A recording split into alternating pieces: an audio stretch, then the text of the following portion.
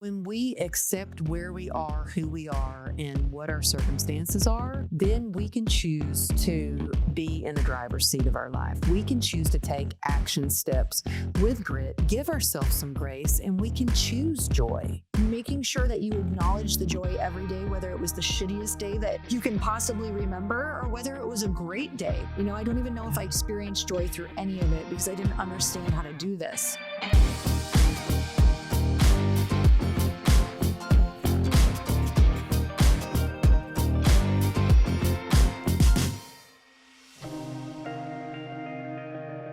Amberly, welcome to the Earn Your Happy podcast.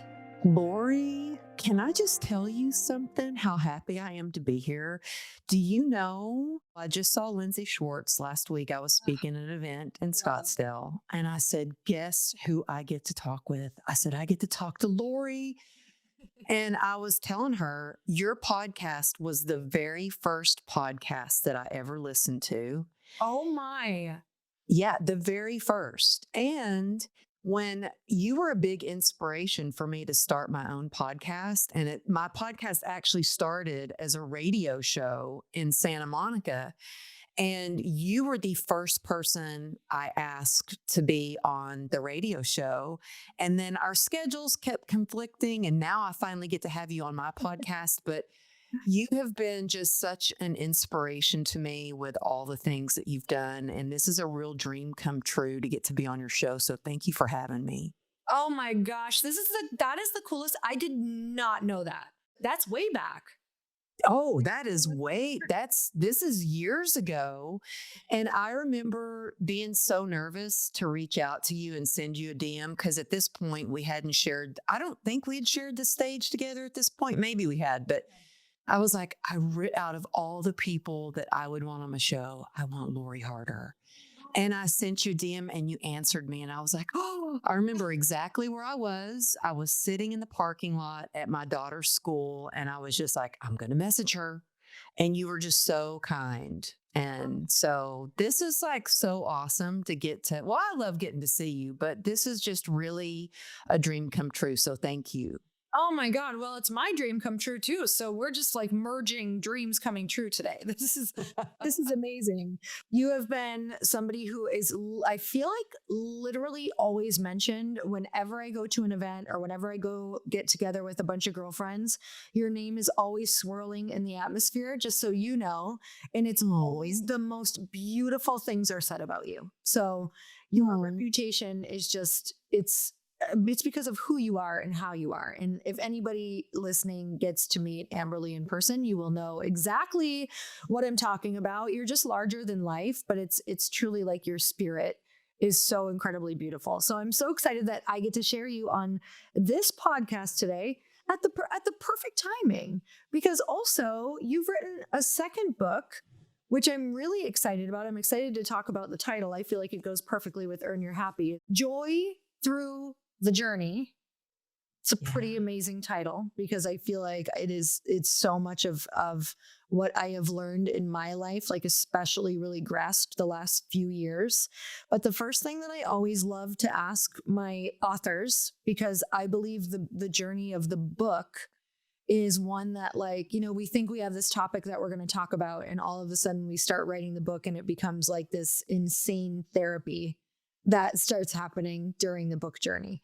So I would love to know, when you set out, kind of like, what was the goal? What was the intention for the book? What first excited you? But then what were some of the top, like, 2 things that you learned about yourself throughout the book? Oh, that is such a great question. And you know what? It is very cathartic to write a book. I mean, it took me 2 years to write my first book. With this one, I had some deadlines. The publisher was like, we need it by this date. We need this many chapters. I wrote this book a little bit faster. I was getting up at like 4 a.m. to start writing, that creative window of when I knew I wouldn't be interrupted. And I had joy through the journey on a sticky note. Actually, I still have it on a sticky note right here. I was talking with my friend, John Gordon, who's really good at titles for books. He's written like 31 books. And he was like, Amberly, I have an idea. I have a title for your next book. You talk so much about joy. It should be Joy Through the Journey. And I literally had that on my computer and it was just kind of like in the background. And then I got this publishing deal and when I pitched the book and they said yes, I kind of was like, oh gosh, what have I done? Yep. And I started writing and I get really raw, vulnerable, and I talk about things that I've never shared. And I share like authentically on social media and through my newsletter. But I share some things in this book that there might be people that are gonna go, oh wow, I didn't know that she was that dark or that happened or ooh, that's some shame. You know what I mean? And I thought, oh, the PTA moms are gonna know the darkest secrets. But the reason I shared it is because I want people to know that, like, I know these things work to spark more joy in your life because I've actually applied them to times when I had deep shame or a lot of pain or was going through a real struggle or had hit rock bottom or I was on the brink of burnout.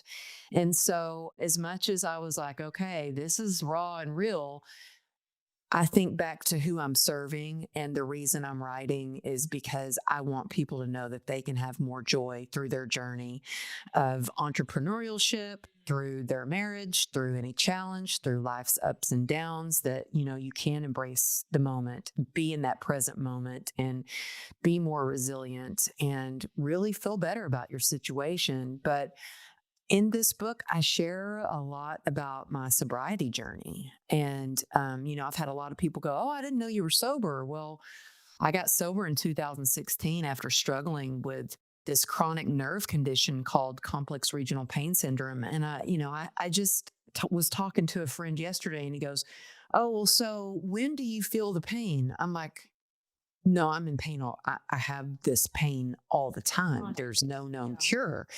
And I had another friend that I've shared the stage with him several times, and Anthony Trucks, and he was like, "Oh, wait a minute, I didn't know you still had pain." And I'm like, "Well, it's because I feel like pain and joy can coexist, and I choose to build upon the joy and not focus on the pain. It's not that I'm trying to stuff it down or not acknowledge the feelings. I just choose to build upon the joy." And so I think that this book is going to be raw and real so others can shine a light on any shame that they might have or know that they can get through any addiction, whether that's to alcohol or drugs or over shopping or speed dating or whatever it may be, but that we can spark more joy throughout our journey. For you, when you were writing the book, because you go and that's the intention. That's the beautiful like theme of the book. These are the lessons that you've taught within the book. What was happening for you as you were really putting these lessons down and having to meet these deadlines and the pressure of everything you have going on? You just let me know that you're doing your Unstoppable Summit, right? During the launch of the book, essentially, or the planning for it during the launch of this book. So what are all of the things that are going on for you? Like, what are those lessons that came out of it for you in the midst of being the person who's doing it? I mean, I know you have created so many successful businesses and you've done so much with Glossy and all that you've done. And I feel like when you're getting ready to do something big, resistance shows up. And I tell you, this last year was probably one of the hardest years since my motorcycle accident. So, Wow. I had this motorcycle accident and went through 34 surgeries to save my leg from amputation. And a little over a year ago, I traveled out of the country to try another treatment for complex regional pain syndrome. And I was hoping to be like superhuman and feel awesome and hoping for a cure. And even though the doctors were like, there's no cure, I was like, I'm going to be superhuman. And I ended up back in a wheelchair. And what that does to your mind, your body, your soul, it was crushing. And I was in a foreign country by myself. My husband wasn't crazy about me. My family wasn't crazy about me going to a different country by myself to try this treatment. But when you're in so much pain, like there is a desperation that Yeah. you're like, I am willing to try. Okay, I'll be your guinea pig. Like, Right. let's do it. And I was in this foreign country, didn't speak the language, and I was in a wheelchair, couldn't walk Oh, as much as I wanted to and as much as I tried. And to go from being in a wheelchair, getting out of a wheelchair, dancing, back in a wheelchair, and now I'm going through, this airport, and I just started crying. I just felt so defeated. And I instantly shifted that to, you know what?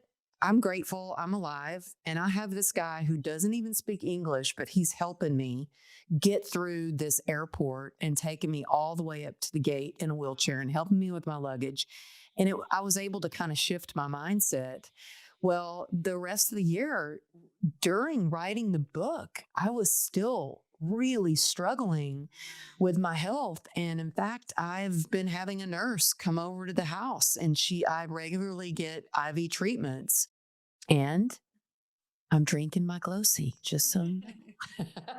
good. I um, hope it's helping in some. I am obsessed with it, but I was really kind of in the middle of I started writing the book, and I was like, oh my gosh, how am I going to write a book about joy when I have so much resistance? My health, I was struggling so much with my health. I would literally get on Zoom and do a recording or an interview or coach a client and have to go lay down.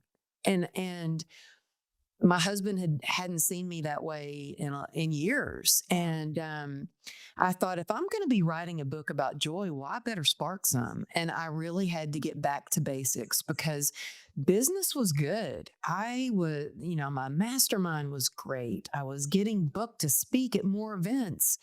And it was just go, go, go. And I started letting some of my non-negotiables slide, meaning like, I wasn't getting up and doing my prayer or my daily reading or self-care habits, which really meaning that yoga's great, meditation's great, morning rituals are great, but like I think that it's self-care is more about creating a life that you don't want to escape from. And I was getting to a place where I was like, I just want to escape. I want to check out, like, which is not good for a Right. recovering alcoholic to feel that way. Yeah, no. And I had to get back to basics. And I always say, halt, never get too hungry, angry, lonely, or tired. And, I was like, there were days I'm like, why do I feel so crappy? And I'm like, oh, because I haven't eaten. I had to get back to the good old days when I was in the fitness industry. And I know you know this of food prepping and making time no matter what. I'm not starting my day picking up my phone. I'm going to start by getting on my knees and praying, by writing out my gratitude list, by drinking my gut health supplement, by moving my body no matter what. And in fact, I even have right here, I've got these little mini weights. So if I'm waiting before a Zoom, I'm like, okay, move, get up, jump around. And so I started getting back to basics, started setting healthy boundaries, getting back to my 12-step recovery meetings, just taking care of myself, mind, body, and spirit so I could spark joy. And I intentionally set out every day to do joy spotting.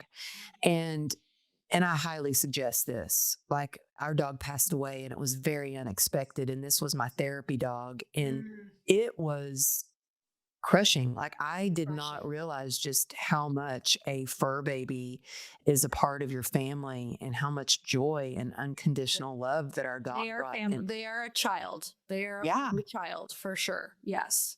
Oh, for sure. And I know you get that. And when she passed away, I couldn't stop crying. And I just wanted to be able to stop crying. And so wasn't that I was trying to not acknowledge those feelings, but I just thought, you know what? I just want to stop crying for a little bit. I need to spark some joy. And so I was like, well, it makes me happy to put up Christmas decorations in the tree. And I think we put up our Christmas tree earlier than we ever have before. And I decorated the whole house. And then I was like, you know what? I can't stop crying. I was like, you know what? I'm going to go joy spotting. I'm going to go to Home Goods and I'm going to find some joy. I just need to see people and have smile at them and have them smile back at me. And what we seek, we find. When I walked in the store, the first thing I saw was a sign, this wooden sign that said joy. And I was like, okay, that's a God wink. And I just smiled at everybody I saw and said hi, and I felt better. So just by changing your environment, moving your body, going out and spreading love and kindness and being a joy sparker in the world, I always say, if you're having a hard time, go help somebody. Mm-hmm. Oh God, that's so true. And you know, thinking of you throughout this whole thing, like you're going through everything with an extra layer that we are not, like that constant chronic pain. And I think of different people who I know in my life who have chronic pain. It's really easy to hear that word and just be like, oh, okay. But that puts a layer over everything that you do. Can you explain that a little bit? Like how have you managed this with your brain to continue to focus on joy? Well, thank you for asking that. And you know, my husband, he has said to me before, he's like, because you know, it's easy sometimes to look at social media and compare, like, oh my gosh, look at what they're doing. Oh, I need to be doing more, you know. And I'll come home sometimes from a speaking event, especially if it's like a 3-day event where I'm on a panel and I'm doing a keynote and I'm doing a meet and greet and a book signing and all the things. And it's high energy. And the only time I don't feel pain, like there's no pain, is when I'm on stage. Wow. It's so mind blowing to me, but it gives me hope that it's possible to be relieved of this pain. But my husband, I'll come home and he sees that I'm pretty beat up. And Yeah. the adrenaline has left. I always say the adrenaline has left the building. The dopamine's gone, like the pain is rising up, and it can affect your brain. It can cause severe brain fog. But my husband says, Amberly, you're not like your other friends that are entrepreneurs. They don't deal with this disease dubbed the suicide disease. It's ranked highest on the pain scale. They don't deal with that day in and day out like you. And I always think, gosh, imagine what I could do if I didn't have this pain. And you know what? I think that there's a gift in pain. I think pain pushes you until your purpose pulls you. And it's definitely pushed me. And, but my husband will say, you don't have to do so much. And I'm like, you know what? I could sit here and just stare down at my leg and focus on the pain, or I can turn pain to purpose and go serve others. And I think that when you are of service to others and their success, that's where fulfillment really is. But this pain that I've tried everything to get rid of it, that's what pushed me into, you know, I remember trying all these radical treatments and nothing worked. And the day that I drank a glass of wine, and I was like, wow, why didn't my doctor just tell me to knock back a glass of wine? Because that kind of helps with the pain and helps me stuff down the feelings of shame and just the way that I used to look down at my leg in disgust. And that worked until it didn't. And so how I've really managed to have joy through the journey, even through this, is by acknowledging the pain. I'm like, okay, it is what it is, being in complete acceptance for it and acknowledgement of it, because I used to try to hide it, or I was in denial. I wanted to pretend that it didn't exist. But when we accept where we are, who we are, and what our circumstances are, then we can choose to be in the driver's seat of our life. We can choose to take action steps with grit, give ourselves some grace, and we can choose joy. And it's like, yeah, it is what it is. You know, I was just in Minneapolis, and for some reason, I don't know why, if it was because it was so cold there. I don't know if this, you know, being on a plane flares the nerve disease up. It's something, it sometimes has felt like my leg was going to explode. That much pain. But I got to the hotel and I'm getting ready for bed, and I've got this big I was the keynote speaker for this big company, and I looked down at my leg and it was really flared up. My leg was purple, it was swollen, and I had just this sense of peace and trust because I'm like, well, there's nothing I can really do to change what's going on right now, but I know what I can do to feel better. I can get a good night's sleep. I can make sure that I'm taking care of myself. I travel with all my supplements and make sure that I'm taking care of my health. And, both of us, former lives being in the fitness industry, I always took really good care of my health, but now I am super conscious of it, like eating anti inflammatory, like wearing a monitor that monitors how much sleep I get. And so I take care of myself, mind, body, and spirit. And I talk a lot about that in the book because it's not just one quick fix or one thing. I think it's your whole mind, body, and spirit. It's everything. And when we take care of all those things, we're able to live a more fulfilling, joy filled life.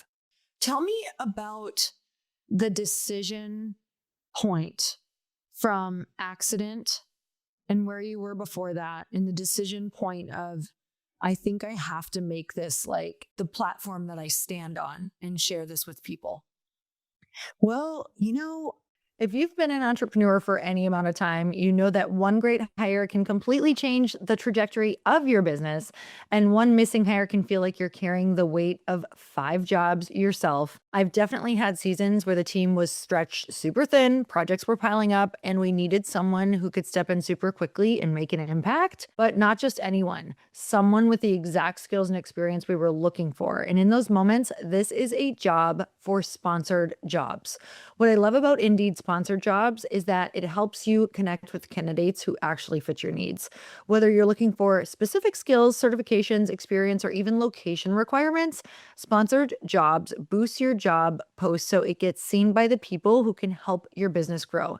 And here's what really caught my attention. People are finding quality hires on Indeed right now. In the minute I've been talking with you, companies like yours made 27 hires on Indeed, according to Indeed data worldwide. That's because when workplace chaos hits and you need the right hire, Indeed sponsored jobs helps you connect with quality candidates when you need them most.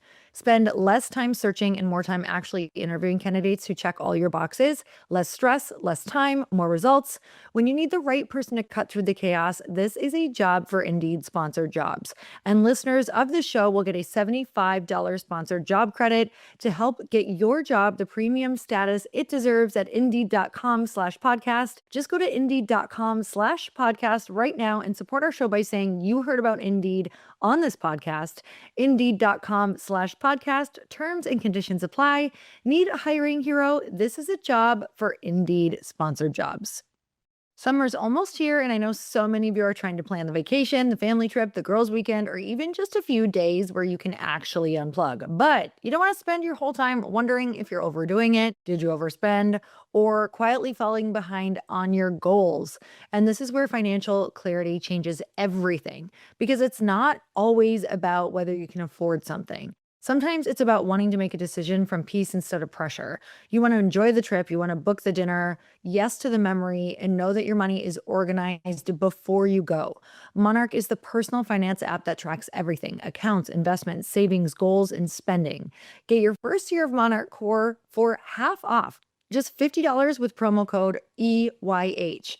What I love about Monarch is that it monitors your money so you don't have to carry the mental load of checking multiple accounts, guessing where everything went, or realizing after the fact that your lifestyle expenses crept up more than you thought. It's like having a financial advisor in your pocket. Monarch helps you see your cash flow, savings goals, investments, and spending patterns all in one place. Most apps only tell you what you've already spent. Monarch helps you set the goals, map out big purchases, and see if you're actually on track before it's too late to adjust. You can ask Monarch's AI assistant anything about your finances, like how much did I spend on travel last summer, or can I afford this vacation without touching my savings? And the AI weekly recap can flag spending spikes, net worth shifts, and upcoming expenses, so nothing sneaks up on you, because money clarity is freedom. And this summer, I want you to make making memories with peace the priority, not mental math. Use code EYH at monarch.com to get your first year at Monarch Core half off at just $50. That's 50% off your first year at monarch.com with code EYH. I really thought resilience meant like to bounce back, to go back. And all I was focused on was I got to get back to my business. I mean, I had built this successful business in the fitness industry. I employed several trainers. I had a trainer certification preparation course in business that I did, and I regularly contributed magazine articles to Health and Shape and Fit Pregnancy. And I thought, I just got to get back to that. And I kept trying to get back to that. And sometimes we don't need to fix what's broken. We need to look ahead and see what other opportunities are right there in front of us that maybe we don't even see. And I thought, I could not have gone through this horrible accident, now scarred from the hip down. My nickname in the gym used to be Legs. I used to lift with the bodybuilders. I used to train guys for fitness competitions, and I had some strong legs. And now my nickname in the gym is Boots because my ankle's fused. I can't bend it at all. So I wear boots to work out in. It's not that I'm trying to set some fashion trend. It's the only thing that I can wear. And I kept having people say, hey, can you call my aunt? She is really down and depressed and won't get off the couch. Then I had somebody say, hey, could you come speak to our networking group? And I was like, well, I've never done a talk before. I don't even know where I would start. Then I had a lady go, hey, I have a group of women. Can you speak to Dress for Success? And I started speaking. And then I thought, you know what? If I wrote a book and I could just change one person's life, I could turn this pain to purpose. And this would have happened for not just any reason, but it happened because I helped that one person. And so I had this idea to write a book. Now, Lori, I didn't even own a computer. And I didn't. Really? This is like 7 years ago. I Okay. didn't own a computer. And I had this idea to write a book. And everybody was like, yeah, girl, you need to stick to the fitness. Like, you don't have a college education. You don't even own a computer. Like, really? So I was like, well, then I'm definitely going to write a book. Exactly. I'm going to do this. Like, I don't know what it is, and I don't know about you, but when somebody tells me I can't do something, that's the first thing I want to do. Exactly. I'm like, really? Let me go do that then. Exactly. And so I hand wrote like 90% of Stop my it. book. This is amazing. Like 90%. And then I went and bought a laptop, and I called my editor. I'm like, what kind of laptop do I need? And then I went, Apple has these free classes, and I didn't know how to use it. I mean, my whole business was all word of mouth. And I was old school. I did stuff by hands, wrote out exercise programs by hands for people.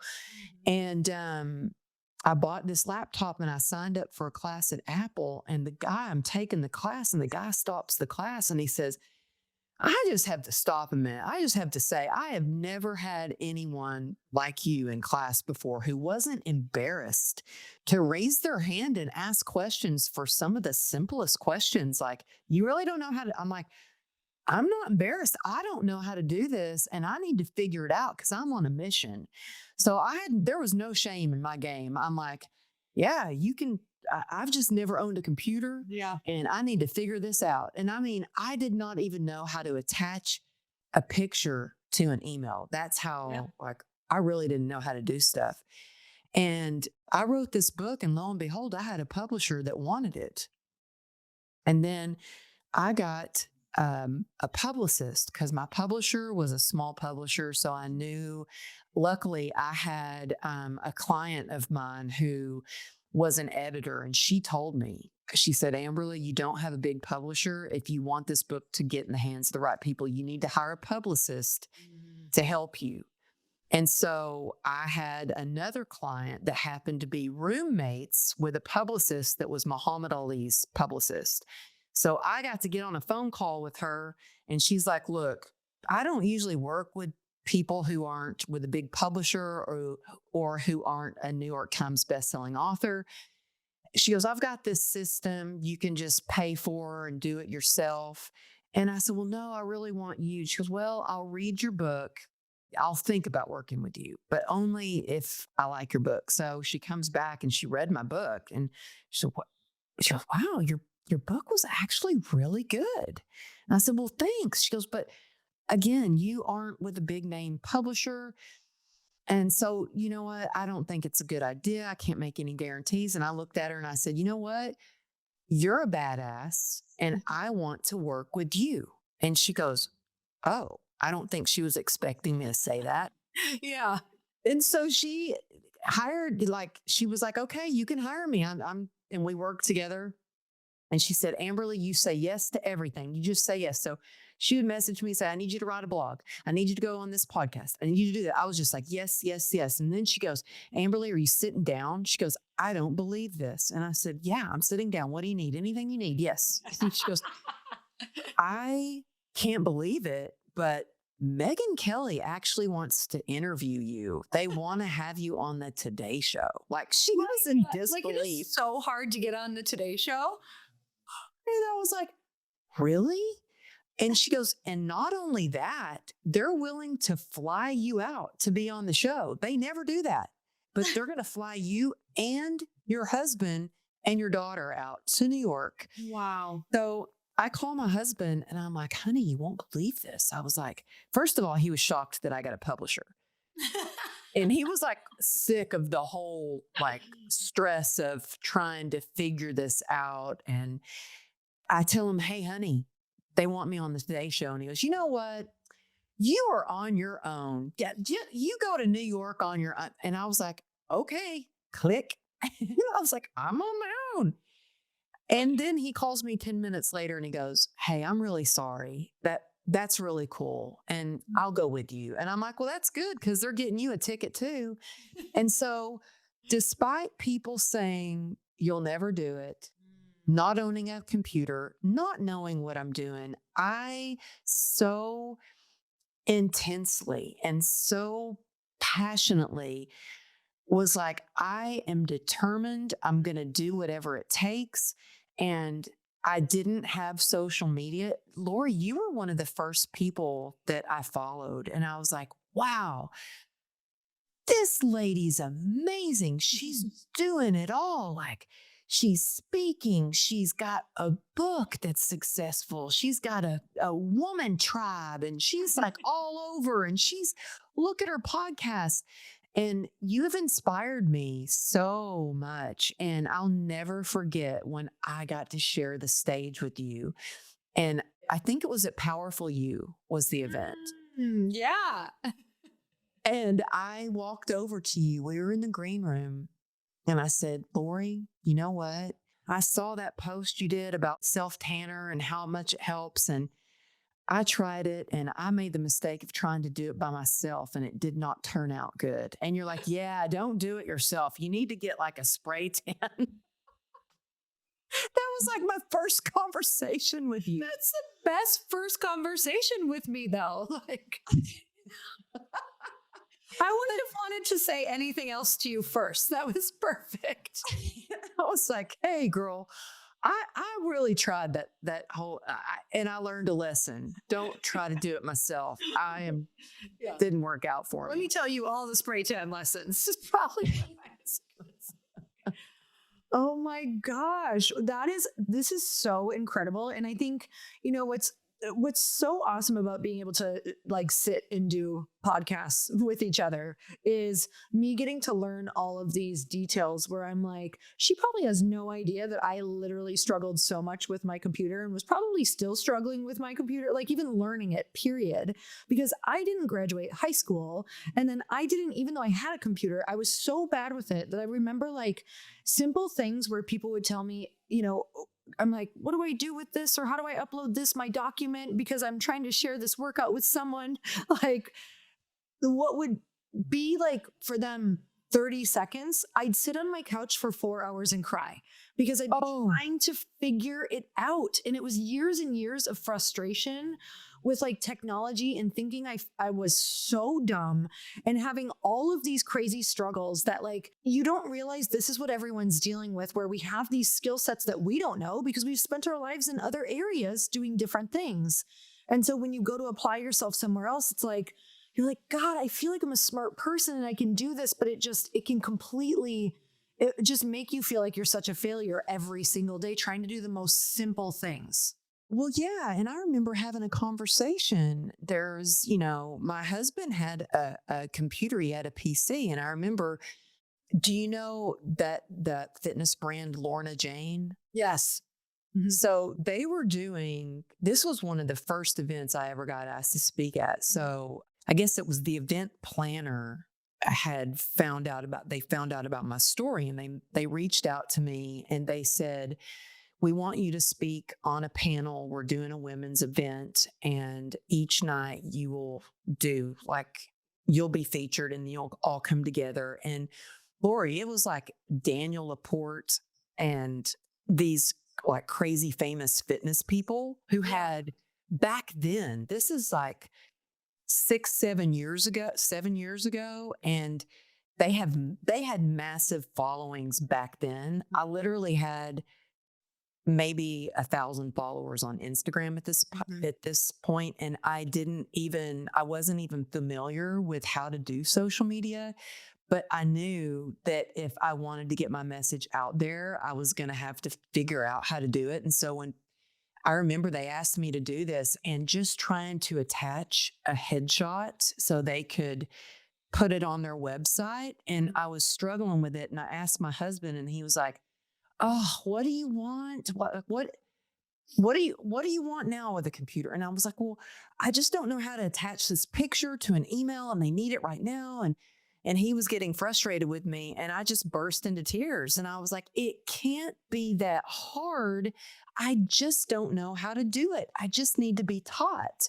Yeah. And it's one of the main reasons why I started my own mastermind, because I struggled so much and felt so alone in trying to figure things out and trying to figure social media out and trying to share my message and how things work, that I was like, I don't want other women to feel that way. I want to show them, I will tell them all the mistakes I made, all the money that I wasted, the times I got ripped off. Like, we need to come together and help each other out. You know what I mean?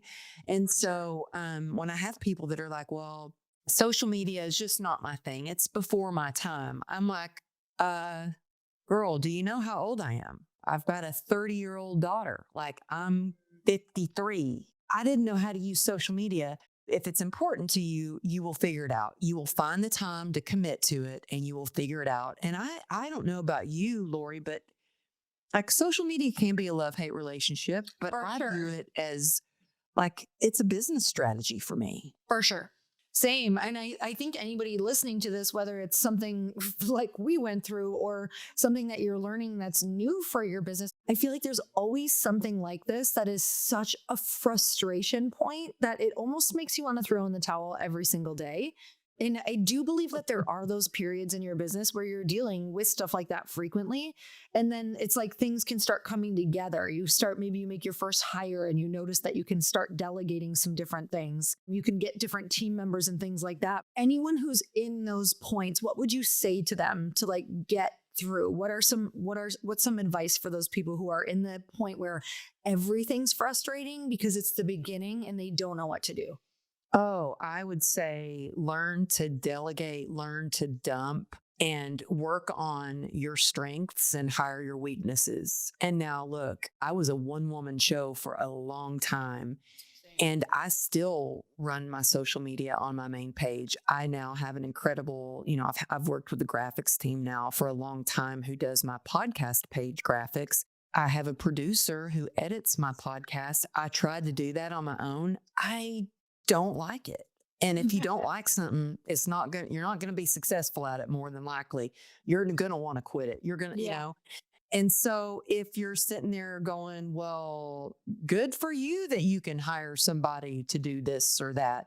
I loved that I did start out figuring out how to do everything, because guess what? If somebody on your team, I just drops the ball or they disappear or they're on vacation. It's very helpful if you have a backup plan or how to do things. So, God forbid you have to step in and do that on your own.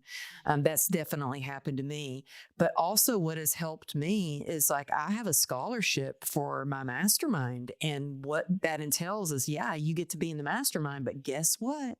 I'm going to put you to work. And I'm going to need you to help me with the recap email, or I'm going to need you to help me with posting on the mastermind page, or, so you can do things like that, but it takes a special person who is like that you trust, that has the same values, that you can give that. So there are different ways of bringing somebody in and delegating things. And then, for me, I wrote my book and really focused on that. And then I started speaking and really focused on that. Then I started my podcast and really focused on that. For me, I'm the kind of person that I've got like ADHD and I can have a monkey mind, like so scattered, and I have to get focused. And if I could just focus on getting something done, one thing at a time, then I'm better and I'm not scattered. But so I'm big on making lists and checking that list off and really asking for help. So you're talking about focus. And for me, that was one of the hardest things. I mean, honestly, I don't even think it was until this last year that I really started to understand how to get my life very focused. Actually, my word for the year is organized. And I'm already like, it is paying off so much to actually put focus on organization. It's life-changing. But with that, what have you had? Did you have a year of yes or like years of yes, where you've had to say yes to everything? It sounds kind of like you did maybe with the book as well. When do you know to start saying no? And what do you say, like, what are you saying no to now? You know what? I had a client of mine share this with me a long time ago. She goes, Amberly, when you say yes to something, you're saying no to yourself or your family for something else. And so I really think about even like as far as speaking, I got to the point where, I thought, well, I want to be speaking all the time. And guess what? It happened. And I was traveling and I was away from my family. And I thought, okay, no, I'm going to get really intentional about how much I'm traveling. And even, this past year for my annual event, I was like, I'm not going to be traveling for any other events like the month before my event. And then Google reached out to me and I was like, you know what? I'm not flying to Chicago to go speak for Google unless they pay me this much money. And they paid me that much money. I was like, oh, well, I guess I'm going to Chicago. It feels good now. But I've gotten really discerning on who I want to work with, who I collaborate with, that we're in alignment, that we have the same or similar, not the exact same, but similar values. And I think energy is everything and everything is energy. And our friend Erin King talks about that a lot. I love She's the best. She is the best. I love her. And I think it's so true. I started really paying attention to energy. And when I'm with that person, do I feel good? Do I feel energized? Do I have more joy? Do I want to just bust out into a dance? You know what I mean? And so that really helps me. I think that listening to your gut and your intuition, like our heads can say something, our hearts can, but our guts never lie. And so I did have to get a little bit more discerning to what was working. And actually, what helped me with that, and I love that your word is organization, because that is something I really struggle with. And I was telling you before we started recording that I just got a new assistant who, man, she's a bulldog. She means business. And she always says, I'm the black to your pink, Amberly, because she's like hardcore, like tatted up, black nails. Like she's ready to like go after and I'm like, well, let's be a little kinder when you're reaching out to that person. Okay. Oh, come on now. But she's helped me get more organized. And she's also helped me just with making decisions and say, wait a minute. Nope. You said you weren't going to do that unless it was this or that, Oh, so good. that it's helped a lot. Yeah. You're like, oh, you're holding me to it. Isn't that so interesting talking about how sometimes we can be so, obviously, we're so attracted to people who we feel great around. And I do believe, okay, this is a good question for you because the gut doesn't lie, but sometimes you have to learn how to translate the gut because sometimes the feeling of what you think is a red flag is actually fear because you're not familiar with it. So talking about your tatted new amazing bulldog, we love these descriptions for the people that help us. I love because we're like, yes, I need that because you need somebody who can go out and be that person for you sometimes in the world. But once in a while with either different friendships or maybe even like people that I need as an advisor or someone who has a skill set that I don't have, sometimes they can be such a different energy than I'm used to, than I love hanging out with. Like, obviously I'm drawn to you. I'm drawn to an Aaron King. I'm drawn to a Lindsay Schwartz. I'm drawn to a Patrice Washington, who when I'm around them, my gut is just like, yes, this is amazing. We can talk for hours. It's very chatty. It feels good. It feels good right away for the most part. But then sometimes I have these friends who actually are some of my best friends now.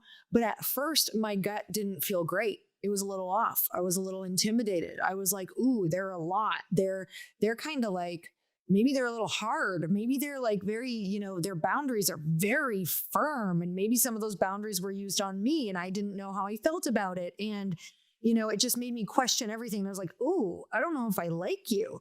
Can you tell me a little bit about how you've gone through that experience of sometimes that feeling can actually just be a fear and we might need to explore it more?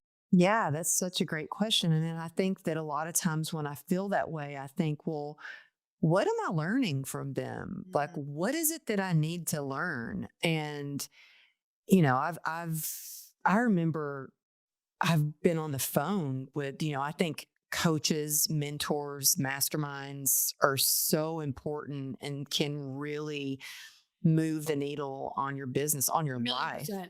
Hands down, I think it's everything. It's life changing. And I always have a coach, always have a mentor for any new thing I'm doing. And get in the middle of a mastermind. I think it's super, super important. But there have been times when I have talked to a coach and it was hard because I did feel that fear kind of and that uncomfortable. And I was very emotional and I was very scared. And they were very intimidating, but I ran towards it in one particular instant and it didn't end up being good. So I've made some mistakes. And what I've learned from that. One of the biggest mistakes I see new entrepreneurs make is thinking that starting a business is just filing an LLC and calling it a day. I remember when I started my very first business, nobody tells you how many little pieces there are that you're going to need to figure out. You need an address, a website, a phone number, operating agreements, compliance documents, and about 100 other things you literally did not even think about. And when you're trying to build something exciting, the last thing you want to do is spend all your time piecing together a bunch of different services. And that's why I love what Northwest Registered Agent is doing. When you're ready to start your business, Northwest Registered Agent helps you do more than just file paperwork. You get all the tools to build a real business identity from day one: a business address, website, phone number, operating agreement, free guides, and more at no extra cost. Your business identity is everything that makes your business legitimate and professional. From public records and compliance to your website, email, and phone number, with Northwest Registered Agent, you don't just form a business, you start with a complete foundation built from privacy, credibility, and growth. Northwest Registered Agent has been helping small business owners and entrepreneurs launch and grow business for nearly 30 years. They're the largest registered agent and LLC service in the US with over 1,500 corporate guides, real people who know your local laws and can help you and your business every step of the way. What I especially love is that they help keep your personal information private. Your home address, personal email, and phone number don't have to be tied to your business. Plus, they give you access to thousands of free guides, tools, and attorney-drafted documents to help you run your business with confidence. Don't pay hundreds or thousands of dollars for what you can get from Northwest for free. Visit northwestregisteredagent.com/earn free and start using free resources to build something amazing. Get more with Northwest Registered Agent at northwestregisteredagent.com/earn free. Okay, so some of you guys know that I have an events background. I have put on masterminds, large events, small events. You guys see me loving putting on dinners for different women and friends. And let me just tell you, when you plan an event, a lot goes into it, whether it's the thank you cards, the save the dates, all of the little place card holders, every single little detail can really start to make you kind of feel like you're going crazy. And Zazzle is going to be how you help pull this all off. It's one place, one style, fully customized, all the way from the first invite to the last thing that they leave with, you guys, and getting their thank you cards. So Zazzle covers the full event: invitations, save the dates, place cards, programs, signage, party favors, and thank you notes, all customizable to match your colors, your fonts, your entire vibe. So you can order one or order 500. Whether it's an intimate dinner or a 200-person reception, Zazzle scales with you. 3 steps: pick a product, find your build a design, add your details. That's it. Zazzle handles the rest. Over 30 million customers have trusted Zazzle with their most important moments, and yours is next. Right now, save 25% on your first order at Zazzle.com. That's 25% savings on your first order at Zazzle.com. Go make something amazing. Zazzle.com. And I actually just gave somebody this advice yesterday. I had a call with somebody who was interested in the masterminds, and I said, can I tell you? I said, can I offer a suggestion, something that I've learned from? She goes, oh, yeah, sure. And I said, whether you decide to join my mastermind or this person's mastermind or that person's mastermind, I said, I really highly suggest that you reach out to people who have been a part of their coaching program or their mastermind, and you talk to somebody and ask them, what was your experience with it? Because I made some big mistakes. Well, I learned a lot from them. And it was because I was like, oh, okay, I'm scared of this, but they must know they got a lot of success. I'm going to go sign up for their $50,000 program. Here, let me wire you the money. And it was a big mistake. So if your gut is kind of scared, go kind of ask more questions. I tend to just like, I'm going to do this. I'm going to jump into that. Yes, I'm going to do it and figure it out along the way. And I've had to kind of go, wait a minute. Well, let me reel it in a little bit. I actually got in trouble by my team. They got upset with me and they're like, Amberly, stop sending us all these things. I need this. I need that. I'd take a screenshot of, I need this. I need an ad like this. I need a landing page like that, and they're like, stop. And I'm like, oh, sorry. Okay. I'll get organized because, yeah, that's hard. They'll be on trust me, I've done that. Like, that is like one of the biggest things that I've done to my team. And, they'll be on a project that you are already doing and it's taking focus from them because our disorganization makes them disorganized because they're like, how do you want me to prioritize this? Do I take my attention away from the other thing that you sent me or the other thing that I'm working on? Like, what's important? What's my role? That's been so powerful for me to realize that I have had, you and I were kind of talking about this before we got on, talking about, having our amazing assistants help us get more organized.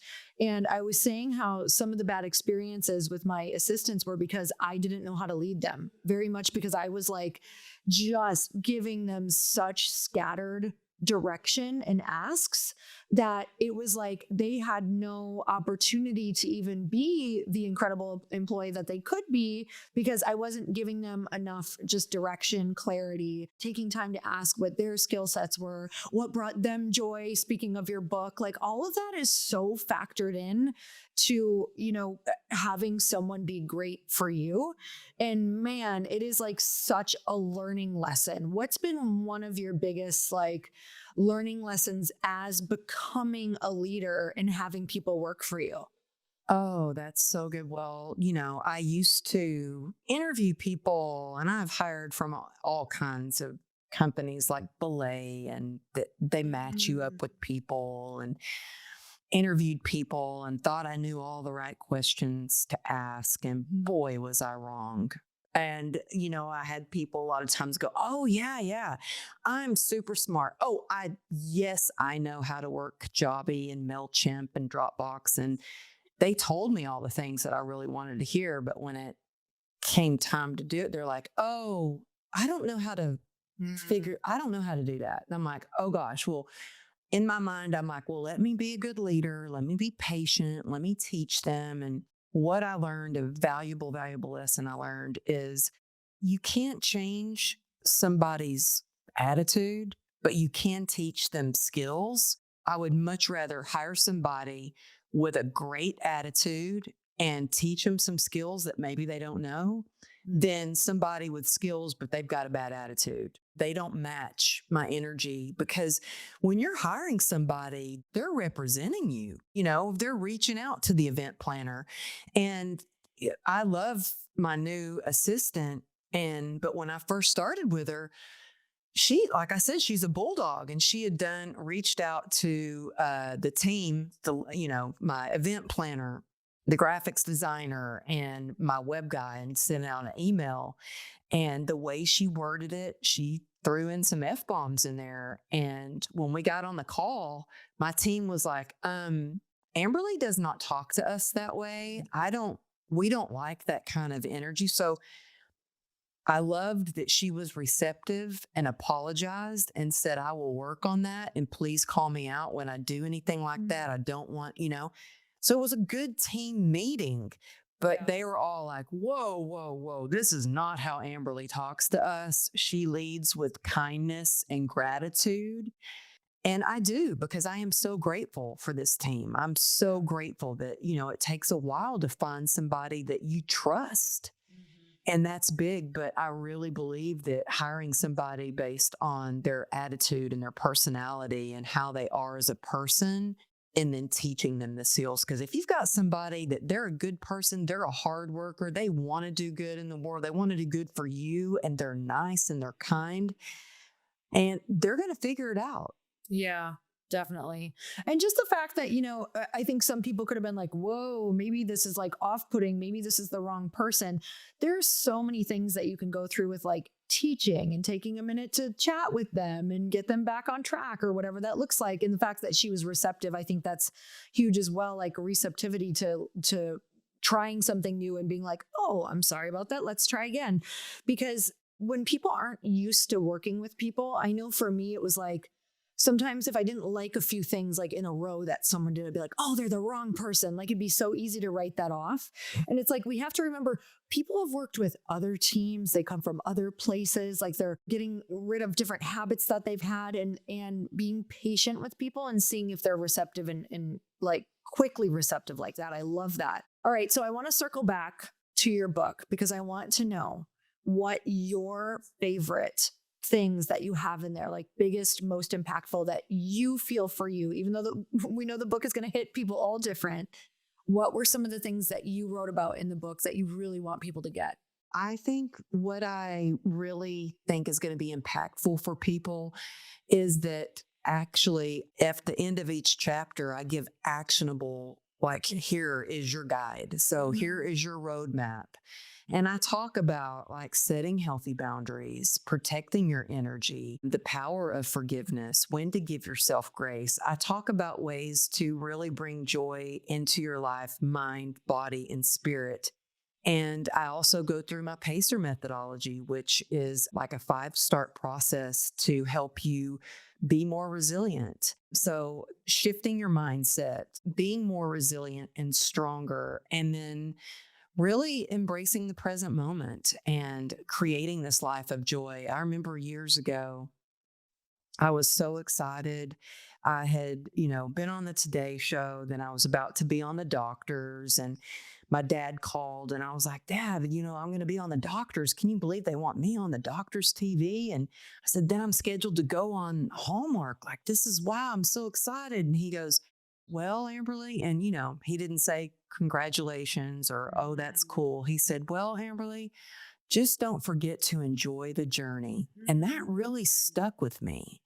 And I thought, you know what? That's what life is all about. And there was one interview I heard with you, Lori, it was a long time, it was a while ago. And I think the question was something about, do you think money can buy you happiness? And you had answered like, it's not about the final destination. But for me, that just came to mind, that interview you did. But for me, I really think that happiness or joy isn't about, oh, when I get there, I'll be happy, or when I make this amount of money, I'll be happy, or when I get that job, or when I meet that person, or when I have 5 kids, or whatever it may be, then I'll be happy.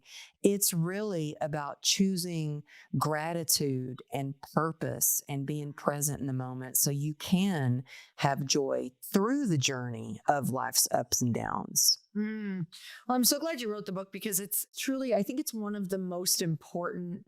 It's the most important thing because I can tell you, we've had success, we've lost it, we've had success, we've lost it. We've gone on the roller coaster. And like throughout all of that, when I was younger, it's kind of like your emotional baseline, whether you're successful or whether you don't have money at the time, it doesn't change a lot unless you decide to change your baseline. Like no amount of success can actually change the joy that you are deciding to experience and acknowledge in your life, which is why when you said, I have to go do joy spotting, like I literally have created different things like that in my life. For morning, for afternoon, for evening. Like I have rituals around making sure that you acknowledge the joy every day, whether it was the shittiest day that you can possibly remember or whether it was a great day. Because at the end of the day, I don't think the things or even some of the most heightened experiences that you might look at Amberly's life and be like, oh, I'll be happy when I'm on a stage, or she must be so happy.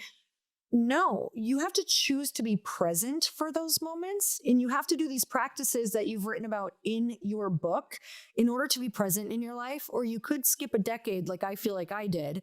And I don't even know if I was present for it. I don't even know if I experienced joy through any of it because I didn't understand how to do this. So I do believe that even, when you practice the things in your book, and you guys absolutely go and get this book because I think it just brings more abundance and more opportunities in your book because joy is a magnetizing energy. It's the thing that people want to be around. And I can tell you, like having this conversation with you, and I knew a bit about your chronic pain, but I didn't know that truly it was just like every single day and every single moment it's following you. It's shocking to me because you're one of the most joyful people that I've been able to be around. So it's working. It's working. And I'm so grateful for you. So anything else that you want to leave people with? Oh, thank you. Well, I want people to know that if they're struggling, I've been and I have hit rock bottom. I've been through challenges, and I will say that, and, we've had $2.9 million worth of medical expenses and a lien on our house at one time. I've been in a place where I didn't know if the next day was the day they were going to amputate my leg or not, or if I was going to live through the next surgery. And I have another surgery coming up, and I know that I can get through it and I can still have joy. And I know that anyone listening can too. And my wish is that this book will provide you the tools and be a roadmap for you to really enjoy the journey. Love that so much. Thank you so much for coming on the show. Thank you so much, Lori. Oh my gosh. I just love you. And I said, this is a dream come true. Anytime I get to like talk to you, hang out with you, it brings me so much joy. Oh, I love that so much. Well, thank you for coming on. And you guys absolutely go and get this book. I will link it up. It's in the show notes. You can go and check it out. Super easy. And give Amberly a follow. Amberly, what's your Instagram handle? Amberly Lago Motivation. And yeah, I will be shouting this interview off the rooftops. And I think we should screenshot it and tag Lori Harder and really show her some love. So I encourage y'all to screenshot this if you're listening on Apple or Spotify or wherever you're listening. Maybe you're watching, and tag us. When I see somebody has tagged me, I share it in my story, but let's like show Lori a lot of love. Well, vice versa, you guys. So I'm so grateful. Amberly, thank you again so much. And you guys, as always, earn your happy, and I will see you on the next podcast. Bye, everyone.